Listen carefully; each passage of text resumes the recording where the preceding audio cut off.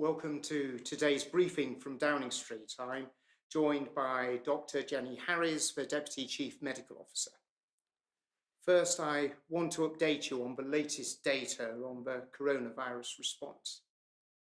2,489,563 tests for coronavirus have now been carried out in the United Kingdom, including 136,486 tests carried out just yesterday. 240,161 people have tested positive.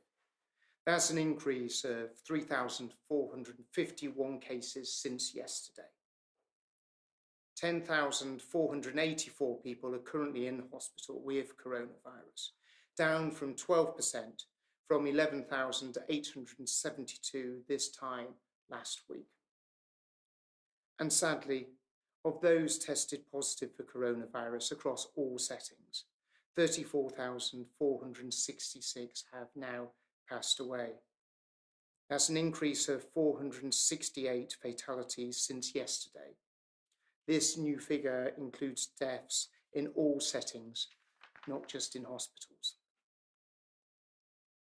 Before we begin questions from the public and from the media, I wanted to remind people of details of the next phase of our fight against coronavirus. Could we have the first slide, please? In order to monitor our progress, we're establishing a new COVID alert level system with 5 levels, each relating to the level of threat posed by the virus. The alert level will be based primarily on the R value and the number of coronavirus cases. And in turn, that alert level will determine the level of social distancing measures in place. The lower the level, the fewer the measures. The higher the level, the stricter the measures. Throughout the period of lockdown, which started on the 23rd of March, we have been at level 4.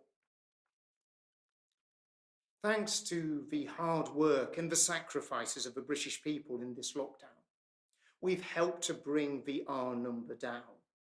And we're now in a position to begin moving to level 3 in very careful steps. Slide 2, please.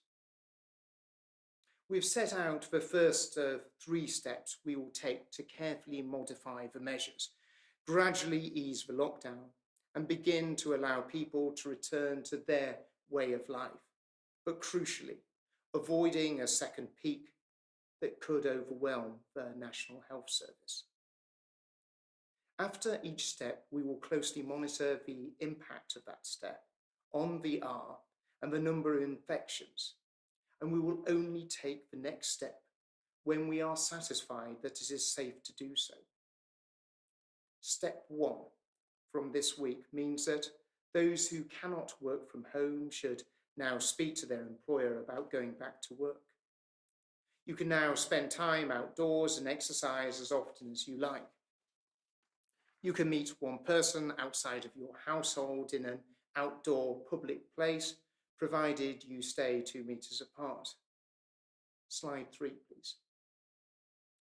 Having taken the first step in carefully adjusting some of the measures and our advice to people, we have also updated what we're asking people to do, which is to stay alert, control the virus and save lives. Because if everyone stays alert and follows these rules, we can control coronavirus by ensuring the R number does not go above 1 and reducing the number of infections. This is how we can continue to save lives and livelihoods as we begin as a nation to recover from coronavirus. I now want to turn to our plans for the wider opening of schools. At this time of year, GCSE and A-level students would have been making final preparations for their exams, while other students would have been enjoying their summer term. If you're one of them, as I've said before, I can only say how sorry I am that this has all happened to you this year. the sacrifices that you have had to make through no choice of your own, but the impact that this coronavirus has had on your life has made things so incredibly tough for all of you. It is now almost 8 weeks since we asked schools, nurseries and colleges to close for all but a small number of children. Once again, I'd like to say an enormous thank you to all the school, college and childcare staff who've done so much, going above and beyond the call of duty to care for small groups of children, of critical workers, vulnerable children, as well as making sure that there's resources available at home for children to be able to learn and interacting with them, contacting them, making sure that children know that you are there for them. You have simply been outstanding, and we're so grateful for what you've done. We have been quite clear all along that we would only start inviting more children back into schools when our 5 key tests have been met. That position has not changed, nor will it. And it is what is guiding all of our actions.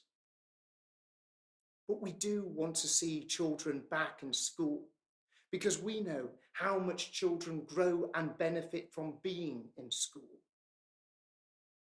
We can now start the planning for a very limited return to school for some pupils, potentially as early as next month. Let me explain how this will work, because I know that some people, including parents and teachers, are very anxious about this. If the rates of infection are decreasing, it will give us a green light to get children back into childcare and more of them back into school from the 1st of June. As part of a cautious phased return, those in reception, year 1 and year 6, will be allowed back into school in smaller class sizes.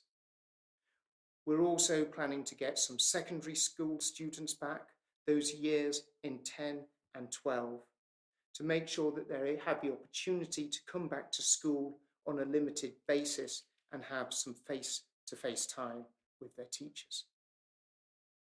We are prioritising these children because they stand to lose more by staying away from school. The first years of school are pivotal for children to develop social and behavioural skills and to learn the basics that are going to have a huge bearing on how well they do in their life. Students in years 10 and 12 were there facing the fact that they're going to be sitting exams next year. And it's vital that we do all that we can to help them succeed and help them do well.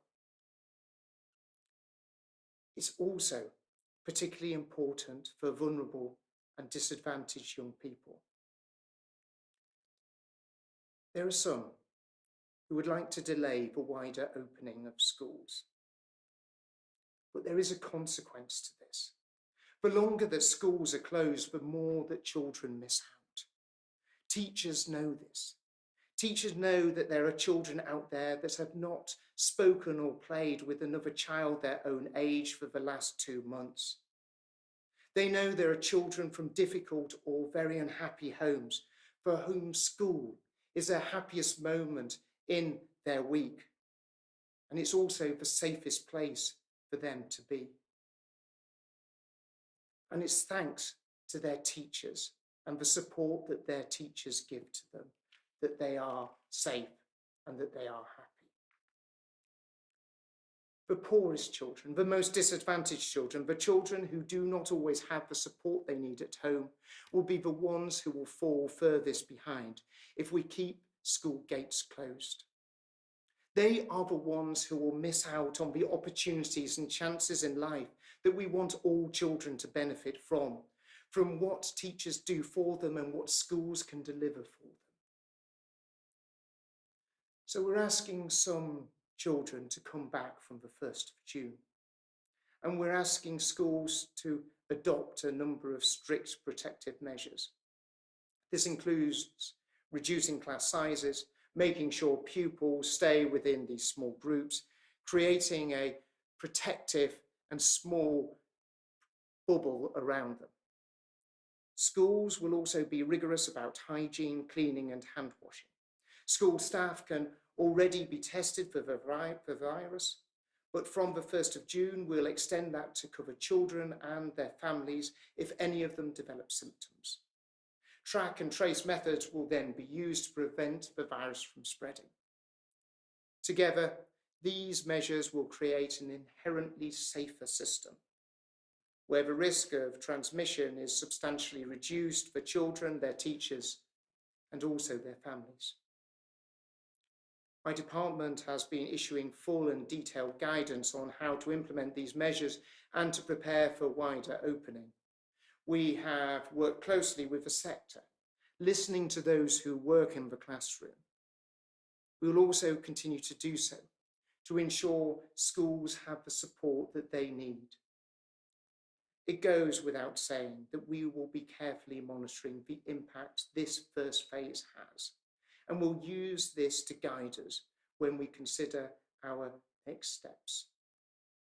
This phased return is in line with what other European countries are doing to get their own schools, colleges and nurseries back. I know a lot of you will be worried about sending your children to school. Every one of us wants the very best for our children. And I know how stressful this time has been for all families right across the country.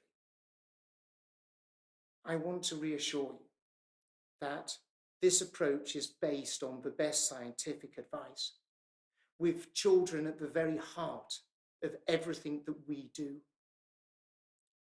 Education is one of the most important and precious gifts that we can give any child.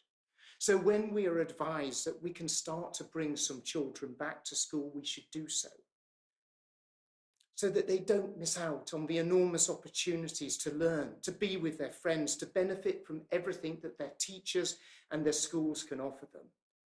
We owe it to the children in order to be able to do that. I'd like to now hand over to Jenny, and then we will take some questions. First slide, please.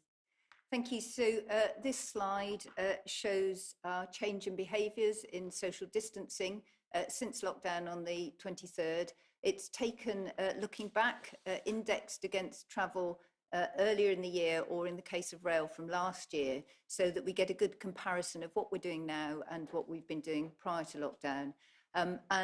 Consistently, and thanks to the public support, you can see that in all forms of transport, we are now continuing to maintain much lower levels of travel.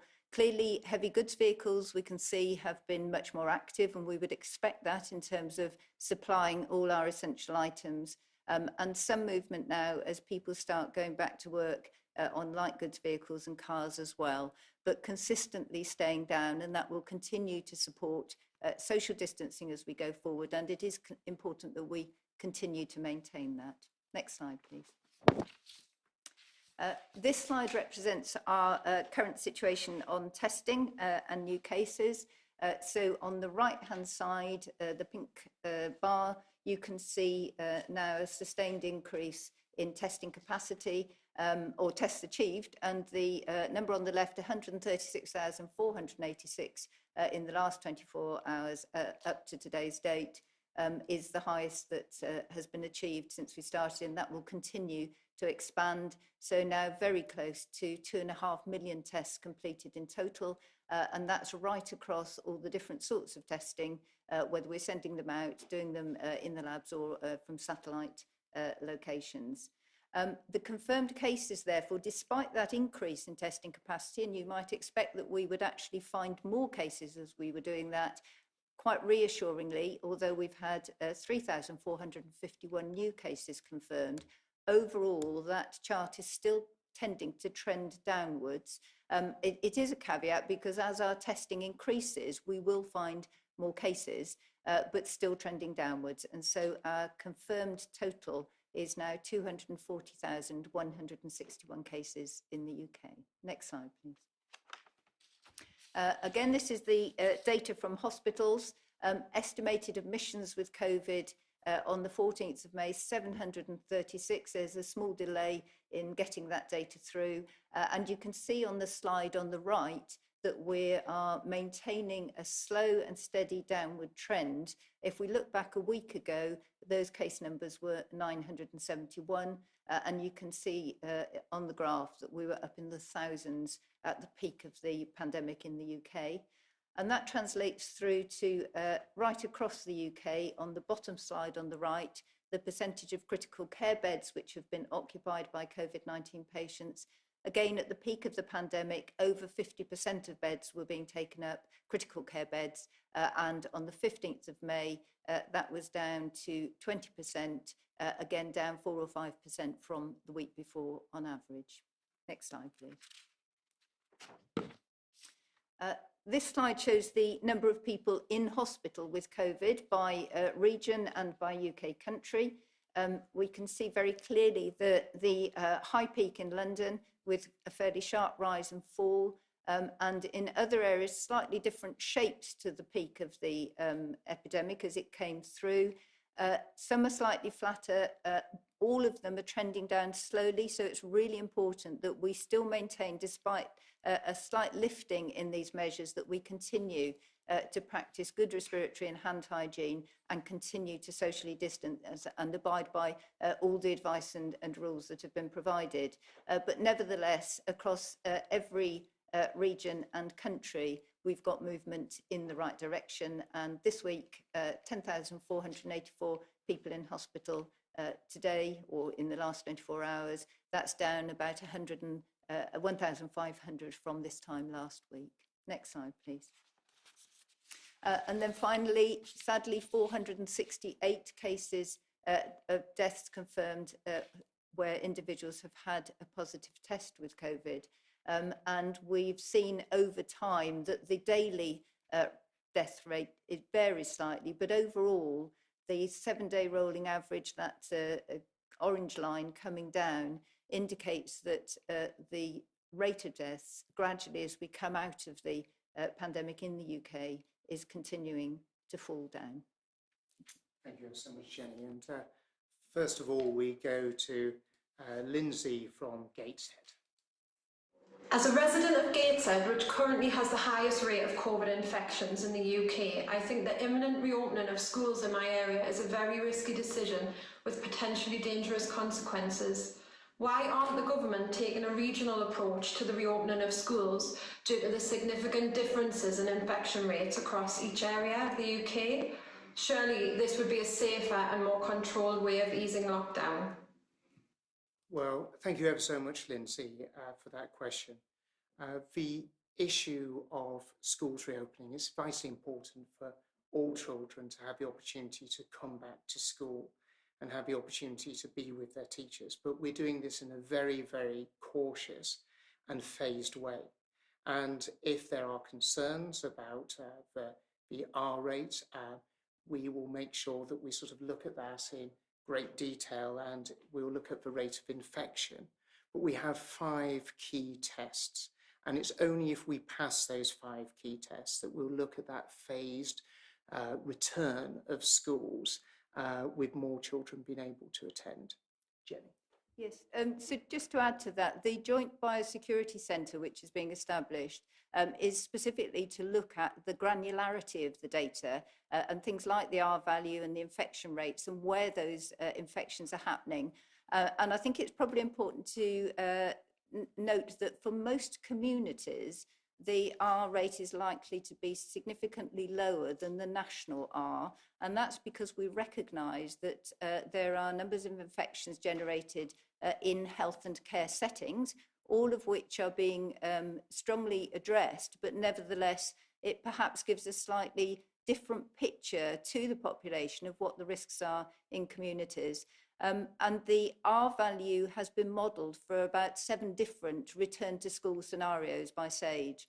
And the one that's adopted gives a very small increase. And the design of that is to ensure that we can continue to keep those R values down to safe levels, but they will be reviewed with increasing granularity of data as our surveys and our testing comes back.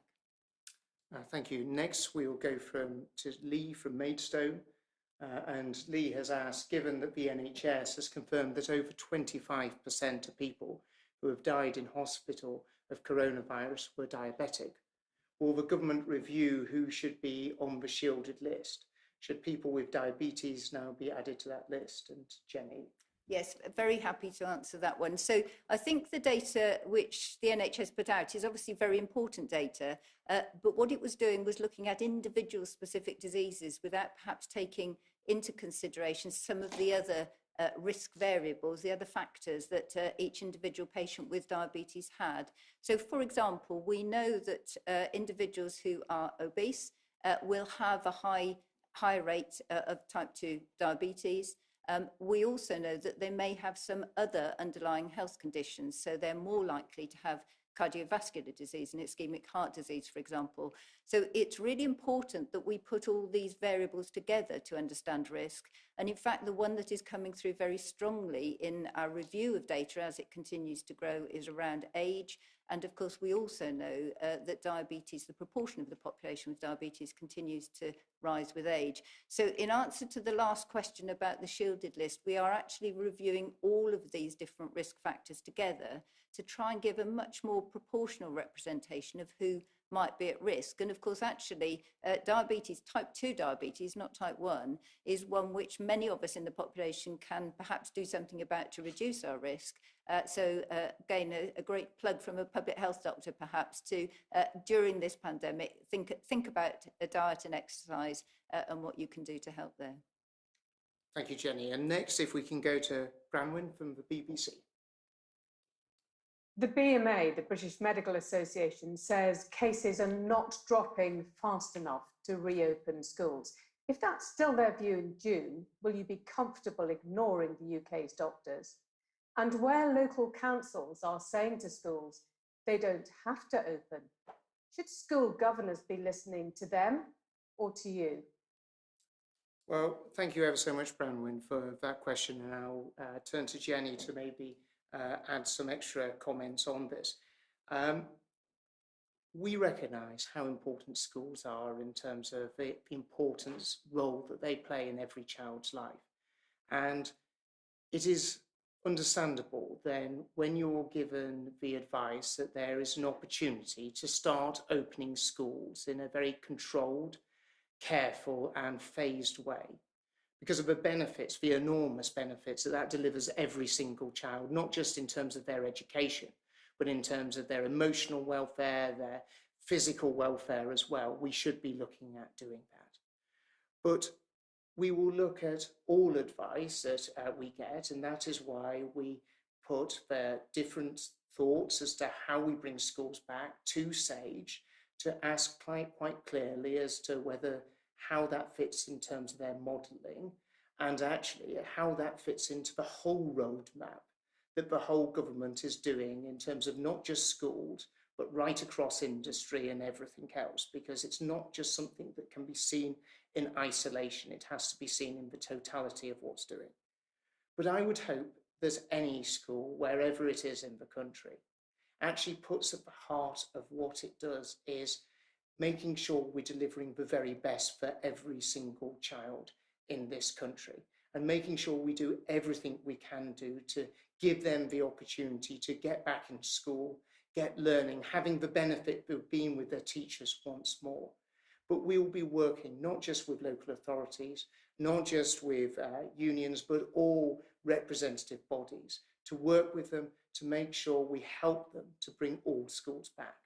Jenny, I'm not sure if there's anything further you want to say. So I was thinking, as a doctor advising government, I'm going to be very disappointed if they're not listening to doctors, but that might be for me to cope with. I think the important thing is the government advisory group, SAGE, has inputs from a huge amount of not just medical professions, but statisticians, modellers as well, but very, very strong input from doctors all around, both in clinical practice and in academic units. And very considerable thought, modelling and consideration of behavioural aspects as well has gone into the advice around schools. with a number of different, as I've said earlier, very, very different scenarios modelled, for example, on age and timing, all sorts of things. So I think obviously it's important that if other groups, whether it be the BMA or other medical groups, have additional information that they feel should be, may have been missed or needs to come into that consideration, I'm sure SAGE and government would be very keen to see that. I think the important message on the evidence that we have for children is there are two groups at potential risk here, I think. One are the children. We know that we think children probably have same level of infections. We're just coming through that data now with the ONS survey, but they definitely don't get as ill. We very rarely see children in hospital in proportion to the older population, for example. And for younger children as well, evidence is still growing, but there may be some evidence there that they are less likely to pass it on.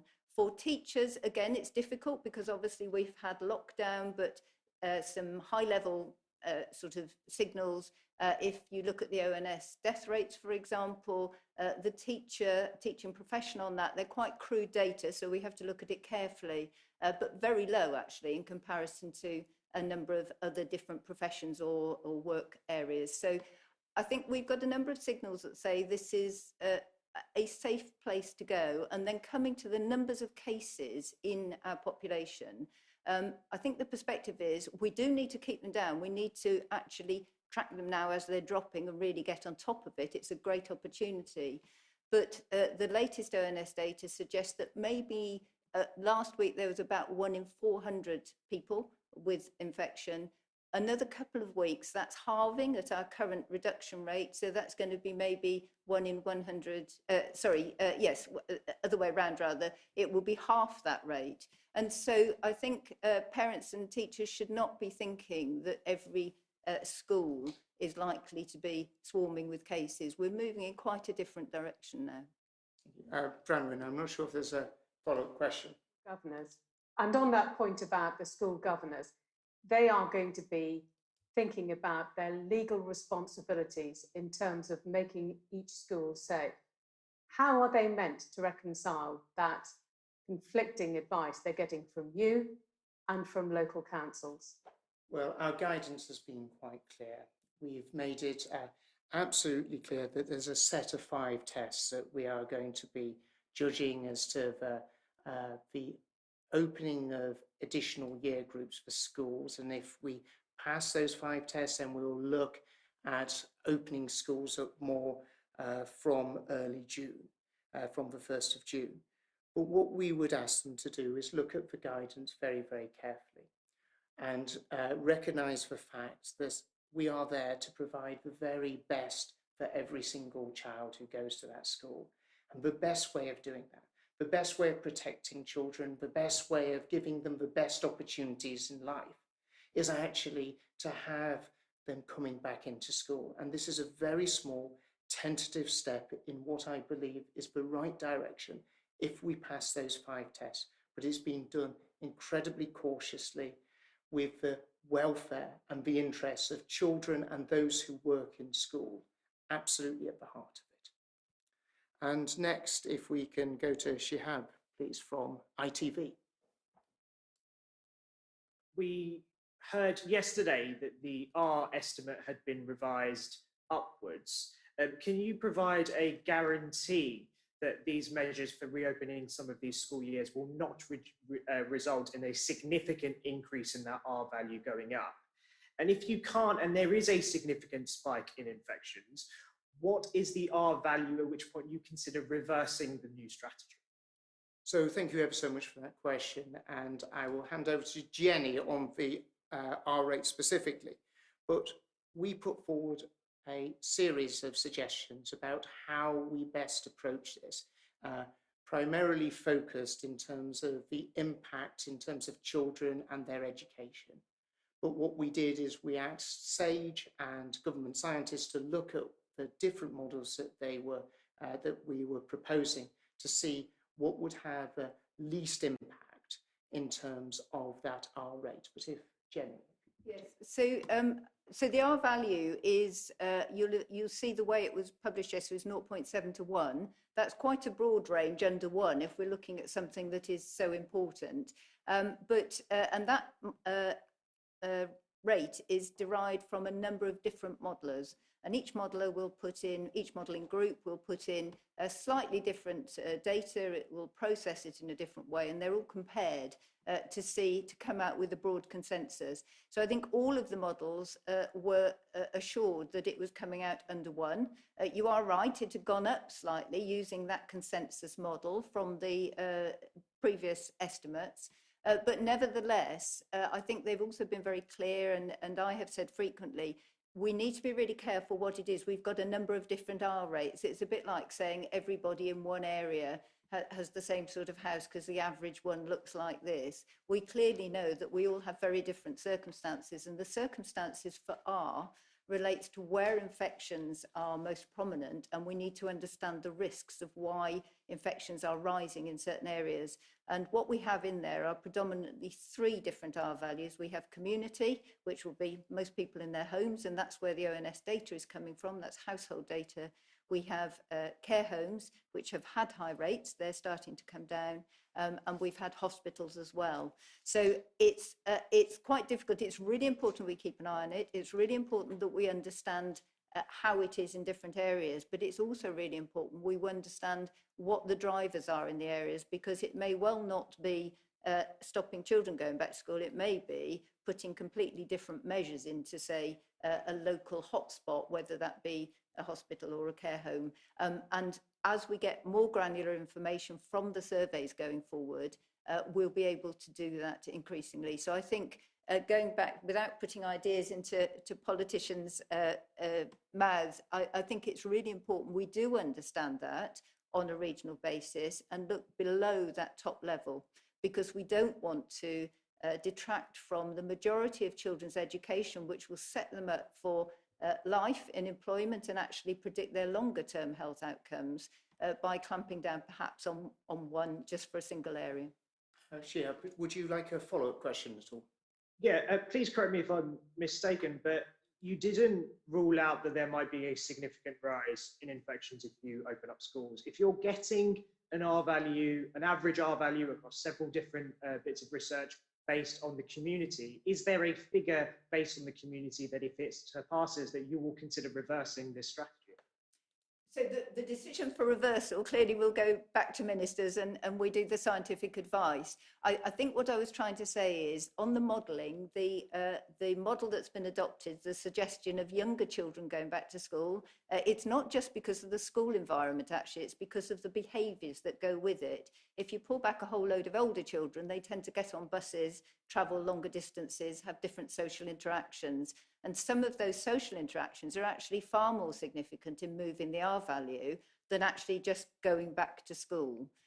So I think the important thing is we need to understand in each area what it is. So if you had a region where the R value had not come down quite so much, if that was because there was a high population level of disease, then you may well wish to consider what social interventions, including education, but also what we were doing in parks and all sorts of things, what you wanted to do.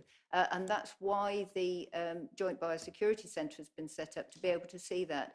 But what I think you wouldn't want to do is this, for a very small change in R, which is predicted from opening up schools in the way that they have, very, very small amount on top of this, you wouldn't want to stop children's education when actually the right interaction would be to manage an outbreak in a care home, for example. So I think it will depend very much on the circumstances as we move forward. And just really to emphasise, we've taken the most cautious and precautionary approach to this. And the reason that we've set up the COVID alert level system is really to guide not just government, but also to the public of the challenges and the changes as we fight this virus. If I can next go to Tom Rayner from Sky. Tom. Thank you, Education Secretary. 2 questions, if I may. Beyond increased hygiene measures and reduced class sizes, is it the case that children in reception and year 1 will not be expected to socially distance when they interact with classmates in the classroom? And secondly, there will, of course, be millions of children who will not be going back to school for many months. So what are you going to do to ensure better national coordination and support to make remote learning more effective and to ease the burden which is currently falling largely on the shoulders of individual teachers and parents? Well, thank you very much, Tom, on both those questions. So what we're doing is we're proposing a whole range of different things that we want to see happening within schools. We want to make sure, firstly, we will not be bringing schools back unless we've set aside for 5 key tests. We've established a hierarchy of controls, making sure that people are staying at home if they are symptomatic of coronavirus, making sure that there's a proper hand washing and hygiene mechanisms within schools, making sure there's an incredibly thorough cleaning mechanism within all schools. But a key element of it, as you rightly put on, is about minimising contact and minimising mixing. And that's why we've gone in this initial stage of much reduced classroom sizes down to a maximum of 15. And we've looked all the way across Europe as to see how this best works. And we've seen some very good examples in nations such as Denmark, where it seems to have worked very, very well. And what we're doing by doing all of these things, making sure that there's proper hygiene proper hygiene in place in terms of children and all those who are working within the classroom, we're creating a protective bubble around them, reducing the amount of mixing, making sure that those small groups stay together, almost like a family within a classroom. And by reducing the amount of contact that they have with other children and with other teachers as well, we dramatically reduce the risk of them being in a situation of getting coronavirus and making sure we continue to keep transmission low. Jenny, I'm not sure if you can add, and then I'll come back on the home learning element. Yeah, I mean, exactly as you said, I think underlying all of these interventions are some broad public health principles, which we're all trying to do. We're trying to reduce the number of social interactions we have, but we need to do that in a balanced way. So on the sort of adult side, we've said we can go outside more. We know that's a reasonably safe environment. For children in these environments, you look and say, what are these hierarchies of control that you can do? So good respiratory and hand hygiene, absolutely important. And in fact, teachers are brilliant at getting kids to do things, usually in my experience, far more successful than parents. And they can get them to wash their hands systematically. So this is actually a good educational learning place for all sorts of hygiene interventions.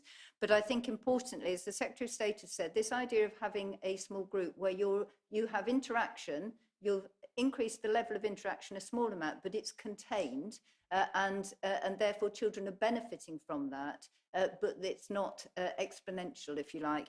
But even so, even within a classroom, although we recognise small children will run around and interact, and we expect them to, you can still distance, and I know this is the plan. For example, work desks can be distanced, and in fact, a child rushing past another one in a normal sort of play area is probably not much of a risk. It depends, but if they were sitting directly opposite each other in a very small space, close together for a long amount of time, that might be more of a risk. So all of the interventions are designed to minimise those while still allowing children to learn.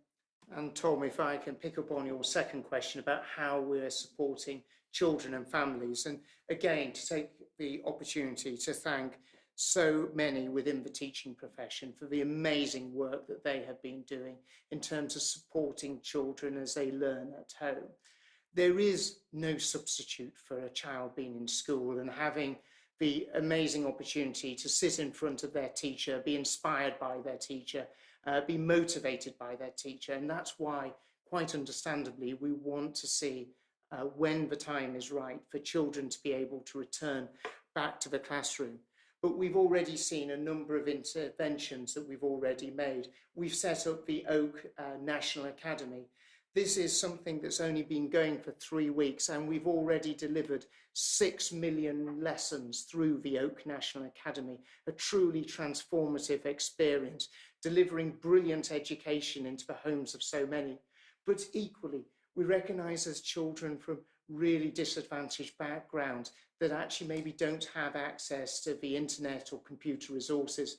That's why we're spending over £100 million making sure that we can get laptops out to some of those, some of those children that have really been suffering as a result of not being in school and not being able to learn and being supported by the internet. And we're looking at a whole package of other measures that we're looking at how we can support children to learn. And whether they're at return to school and we're wanting them to catch up on some of the things that they've missed, or whether they're not in that fortunate enough position to have been able to have returned to school. If I can move on to David from the Sunday Express. David. Thank you. Secretary of State, so one of the great hopes of your government was to level up society. What does the future hold for children who go to special schools? Is it realistic to think that social distancing can be enforced? And what help will there be for teachers to make up lost time and ensure that these children aren't left behind? And will you run special classes for all vulnerable children in the summer? And given that teachers are so concerned about the risks of returning in June, is there a possibility that you'd consider starting the next school year in early August? So thank you, David. There are currently no plans to start the new school year in early August, but what we believe in terms of our phased, gradual, cautious approach to children returning to schools, this is something that I very much hope that both teachers and, of course, parents and children have real confidence in. You raise an important issue. We got elected on an agenda of levelling up right across society, and there is no better way of levelling up for, whether it is children or adults, than through education. Education is the greatest leveller, and what we will be doing, and the department has been doing an enormous amount of work over the last few weeks about how we really drive that agenda forward, making sure that people do not miss out as a result of this crisis, looking at how we can make the interventions to support children, whether they're going to special schools, but also whether they're going to mainstream schools, to make sure they benefit from some of the best teaching in the world that is actually done in this country. And we're looking at different initiatives that we could maybe look at rolling out during the summer period. But if you'll forgive me, I'll probably not divulge those just at the moment, as we just have a little bit more work to do on them. David, I'm not sure if there's a follow-up question there. Oh, thank you. Teachers are so worried that they refuse to go back to classrooms. Is there a genuine risk that they will face disciplinary action? And if gaps in the workforce cannot be met, would you consider granting head teachers freedoms to hire graduates to fill those gaps? And there is this one thing that's been puzzling some parents. Because the government has said that groups with important exams next year are to go back first, why is it that year 6, which will not have exams next year, are going ahead of year 5, who are looking ahead to sitting their SATs? Well, thank you, David. Well, one of the key reasons that year 6 was chosen is they're a key transition year, as many of those children will be moving on to their next phase of education by going to secondary school. And we felt it was important for them to have an opportunity to be able to go back to school, finalise some of their study, and be ready to move on to their next stage of their academic career. We are working with all the teaching unions and right across the sector to give people the confidence about the importance of returning to school. And every teacher understands that there is no substitute for a child being in a classroom, being taught by them. They are the ones that make a difference to a child's life. They are the ones who will inspire and motivate them to learn and want to learn, to be hungry for more, to be able to achieve the maximum. And we'll continue to do all we can do to make sure that as many children as possible, only when it is the right time, get the opportunity to be in a classroom. And we'll work right across the sector to make sure that that happens. And I look forward to working with all parents, children, and of course teachers, to make sure that we're getting the very best for children right across the country. If we can next go to Brendan from the Mail on Sunday. Brendan. Secretary of State, you've made the point about the the fact that the most disadvantaged children are perhaps the ones who are really suffering at the moment from not being at school. In your discussions with the union leaders who seem to not wish to return from June the 1st, are you worried that they don't understand that, or that they're prepared to sacrifice that? So Brendan, I think everyone, and we've seen it over the last few months, you've seen teachers going above and beyond in terms of actually supporting children, making sure that schools are open up every single week, opened up over the Easter holidays, on the bank holidays, supporting the children from some of the most disadvantaged and vulnerable backgrounds, and also supporting the children of critical workers. And every teacher I've ever spoken to understands absolutely clearly, that actually a child in school, especially if they're from some of the most disadvantaged backgrounds, from the poorest backgrounds, they achieve so much more by being in school. They absolutely thrive. They get so much more from life. It is one of the best places as part of their life in order to succeed and grow. And I think teachers understand that so incredibly well. But the one thing I would say, not just to unions, but to all organisations that represent schools and governors, my door is always open. I'm always keen to listen and talk to them. I've been meeting both representative organisations of school groups, but also unions every single week, not just during, since the schools were closed, but actually beforehand as well. And I always want to talk. We want to find practical solutions to make sure that those children from that most disadvantaged background don't lose out as a result of this crisis.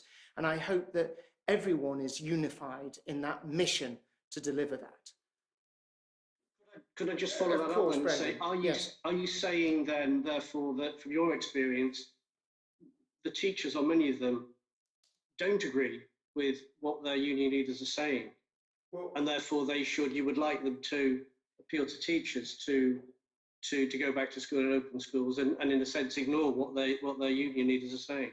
Well, Brendan, teachers have been absolute heroes all the way through this crisis. They have been leading by example. They've been going into school. They've been running lessons, not in the classroom, but reaching out into people's homes. They understand the importance of schooling. They understand the impact that they can make on children's lives. They understand and know the importance of what they're doing and how they can change the lives and the life chances of all children, especially those who are most disadvantaged. But I would say to all teachers, thank you for what you're doing. Please keep doing what you're doing. And I want to work with you to make sure that we continue to deliver the very best for all of our children. If we can go on to Nigel from the Sunday Mirror. Nigel. Yes, Secretary of State, primary school teachers are predominantly women. How will they be expected to go back to work when there won't be any childcare available? And to Dr. Harris, if I may, children will be allowed to take their own lunch boxes to school, but not their own pencil cases. What exactly is the difference? Nigel, you're absolutely right to highlight the important need that many teachers, especially in primary school, across all school sectors, have in terms of needing an education for their children. And you'll have probably noticed the guidance that we issued on the 24th of March of this year, which actually included teachers and all those who work in schools as critical workers. So those teachers, those teaching assistants, those who work within the school environment all have access to education provision for their children. Jenny, if I can hand over to you. So that's quite an interesting question. I haven't had that one before. So the basic public health principle is you want to keep everything as clean as possible. Touch points, if you like, so the things we normally think of, door handles, those sorts of things, wipe down and clean frequently. I think the thing in a children's environment is there are certain things that you can control pretty well, which might include pencil cases and things that you use routinely during education. And by doing that, the schools can provide them and ensure that they are maintained clean. The issue about lunch boxes is they're quite personal to the child eating the lunch, and I can almost guarantee that one child won't want to eat the lunch of the one sitting, hopefully, 2 meters distance from them. Actually, when you're eating, you're also putting your hands up to your mouth and to your face. So there is a differential there around risk, both on what individuals need and what the school can supply, and on managing the hygiene around it. But I mean, for both of those, it's really important that both of them are kept as clean as possible, and that good hand hygiene particularly is done, so encouraging children to wash their hands before and after they're eating as well. Thank you so much, and can I thank all of you for taking the time to listen in, and please do stay safe. Thank you.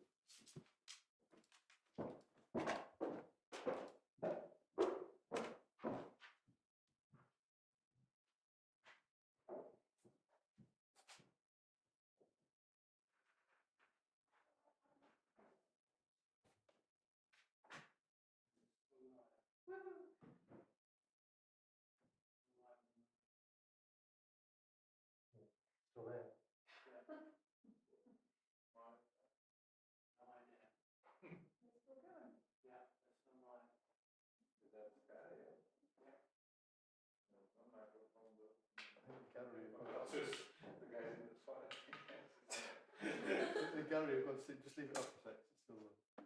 Sorry? I think it's possibly still there. It's still going on here. Yeah. It's my moment.